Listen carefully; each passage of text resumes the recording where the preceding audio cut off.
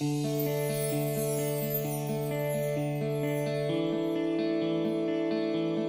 I met Cinnamon, she was pregnant with her first daughter, Savannah. Happiest mother-to-be you've ever seen in your life. Her husband was just starting his own business, building homes, and she was going to school, getting ready for the baby, fixing houses, and helping her husband in sanding floors, carrying shingles, whatever she had to do to start him out. She went on to the University of Iowa. She got her undergraduate degree, and when she graduated, I believe she was over 300 in line to get into medical school, and she was just devastated.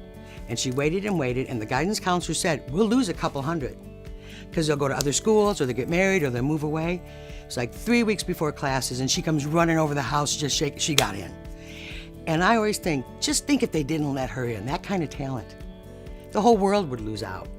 And I didn't nominate her because she's a doctor. There's tons of doctors, tons of talent. She always finds time for everybody. I don't know how she does it. And I do think that's her basic character and her sense of humor. She is able to pigeonhole every single one of those, and nobody feels left out. Her husband doesn't feel he's short of time. The kids, we all are just, how she does all this. So I Googled her. And the first thing that comes up is Cinnamon Sullivan, named to one of the top 100 physicians in the world. And then it said she was part of the Golden Circle of Humanitarian Awards, and that's for doctors that give of themselves. They're not throwing money at this. They're getting down in the mud, in the trenches, and working with everybody. She never mentioned it. My mother used to explain there's a certain thing called the it factor. Sometimes only one family gets one, maybe one generation.